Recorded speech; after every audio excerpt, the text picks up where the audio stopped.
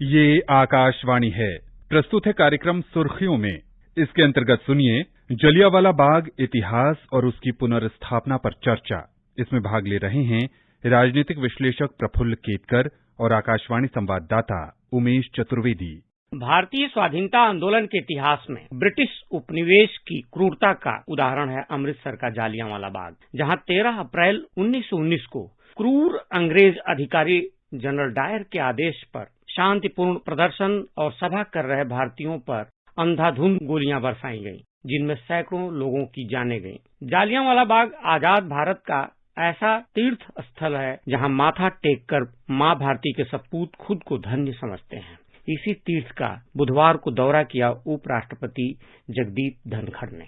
उपराष्ट्रपति ने यहाँ के मशहूर स्वर्ण मंदिर और दुर्गियाना मंदिर में भी माथा नवाया। केतकर जी, उपराष्ट्रपति धनखड़ की इस यात्रा को आप कैसे देखते हैं?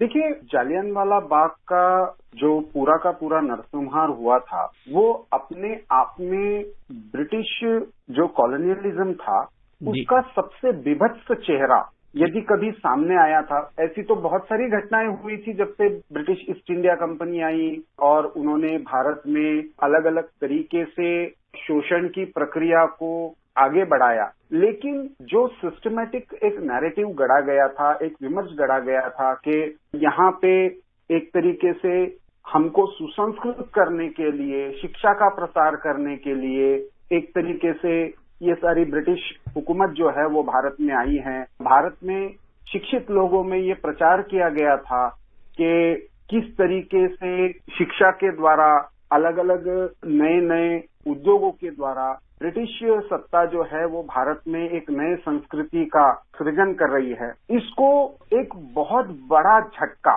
जालियांवाला बाग के हत्याकांड से लगा। अमानवीय तरीके से निहत्थे लोगों पर गोलियां चलाई गई थी। किस तरीके से बच्चे और महिलाएं भी इसमें उनको अपना बलिदान देना पड़ा था, और उसके बाद जो अत्याचार हुए, जिस तरह से लोगों को जेल में रखा गया, जिस तरीके से उनको उपचार देने की भी एक तरीके से मना किया गया, तो ये एक महत्वपूर्ण घटनाक्रम था जिसने भारत के स्वतंत्रता आंदोलन को एक नया आकार दिया। एक 13 अप्रैल 1919 की ये घटना बैसाखी के दिन होना और इसमें 20,000 लोग जो इकट्ठा हुए हैं, उसमें से हजारों लोगों का, और आगे जाकर उधम सिंह ने लेफ्टिनेंट गवर्नर बन गए ओडायर पर 1940 में 21 साल बाद गोलियां चलाना, ये सारा कोई केवल संयोग नहीं था। इसने एक नई चिंगारी भारत के क्रांतिकारी आंदोलन को डालने का काम इस घटना ने किया था।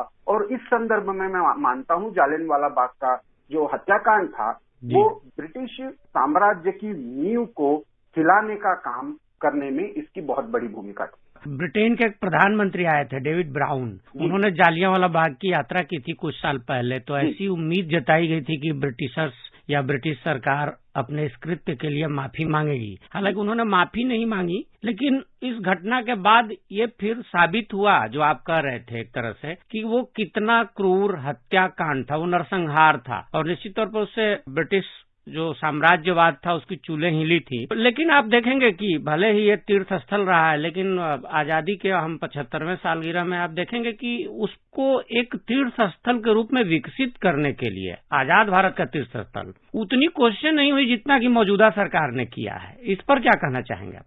देखिए, केवल वो जालियांवाला बाग के बारे में ही हुआ ऐसा नहीं है। हम पूरे ही स्वतंत्रता आंदोलन को समग्रता से यदि देखते हैं तो ऐसी घटनाएं राजस्थान में भी हुई थी जहां पे भिल समुदाय पर हमला हुआ था। वो मानगढ़ का स्थान है, उसको भी उस तरह का महत्व नहीं दिया गया।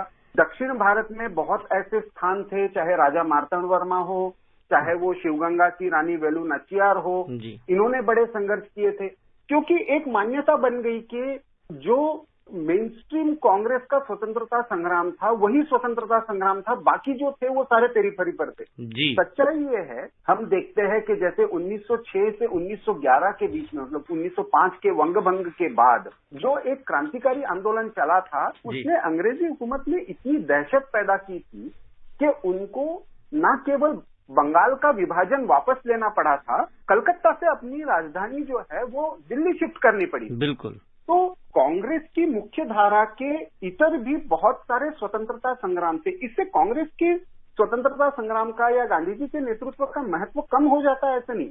लेकिन केवल गांधी जी का नाम उपयोग में लाते हुए कांग्रेस एक जो आंदोलन था वो पार्टी में परावर्तित होने के कारण उसका जो संकीर्ण दृष्टिकोण आ गया पूरे स्वतंत्रता संग्राम के बारे में, वो हमारे पुस्तकों में भी दिखता है।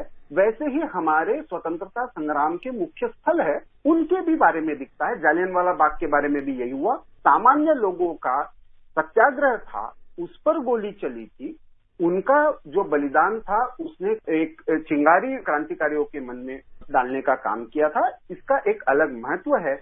आज हम देखते हैं कि 75 वर्ष के बाद क्यों ना हो, उस जालियनवाला बाग के स्थान को एक स्मृति स्थान के बारे में एक म्यूजियम बनाना हो, उस स्थान की ठीक से रखरखाव हो, हर जगह पर जहाँ पे गोली चली थी, जिस तरीके से अत्याचार हुए थे, उसका सही चित्रण हो, इसके बारे में प्रयास हुआ है। और मैं मानता हूँ उपराष्ट्रपति जी का आज का जो विजिट है इस स्थान का राष्ट्रीय स्तर पर और जो महत्व है वो अलग तरीके से पुनर्स्थापित करेगा। तो इस दृष्टि से इसका महत्व बहुत बड़ा है। जालियांवाला बाग के जो स्थल का पुनरुद्धार हुआ है उसके बहाने जो नई पीढ़ी को हमने इतिहास के कई जो अनछुए पहलू हैं जिनका आपने जिक्र किया, जैसे एक बड़ा नाम उत्तर पूर्व से रानी गाइदिन्यू का भी है, उसको बहुत सारे भारतीय बालक अभी भी नहीं जानते हैं, बल्कि हमारी भी पीढ़ी को नहीं पढ़ाया गया। तो ऐसे बहुत सारे जो छूटे किनारे कर दिए गए क्रांतिकारियों के बारे में जानने का एक मौका मिलेगा। उस समय संपूर्ण भारतीय समाज के हर तबके ने, हर जाति बिरादरी के लोगों ने,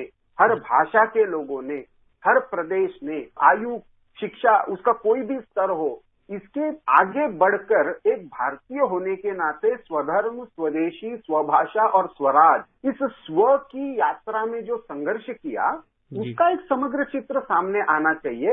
ये दृष्टि मुझे लगता है स्वाधीनता के अमृत महोत्सव के रूप में एक इंटेलेक्चुअल जगत को भी मिली है, सामान्य जनता को तो निश्चित ही मिली है। एक बात और भी है कि जो भारतीय स्वाधीनता आंदोलन रहा है उसमें जो आम जन की जो भागीदारी रही, खासतौर पर छोटे छोटे समूहों की, वो भी कहीं न कहीं छूट गया था। हमें लगता है कि कहीं न कहीं अमृत महोत्सव जो हम लोग मना रहे हैं और उसके जरिए जो भारत सरकार ने एक रूपरेखा प्रस्तुत की है और उसके जरिए जो काम हो रहा है, उन समूहों को भी एक तरह से रेखांकित किया जा रहा है। आप क्या कहना चाहेंगे इसको? मैंने जैसे आपको वेलु नाचियार की शिवगंगा की रानी का उल्लेख किया, रानी अबक्का थी। रानी अबक्का छोटे से राज्य उल्लाल की रानी थी, विजयनगर से जुड़ा हुआ था। विजयनगर के साम्राज्य का अपने आप में एक बहुत बड़ा संघर्ष था। छत्रपति शिवाजी महाराज और उनके हिंदवी स्वराज्य का भी संघर्ष जो था, जिसने स्वराज की संकल्पना को एक तरीके से वैचारिक, नैतिक, आध्यात्मिक, सांस्कृतिक अधिष्ठान दिया था। इसके सिवा हम देखते हैं कि पूर्वोत्तर में बहुत सारे खासी नेता हो गए जिन्होंने संघर्ष किया।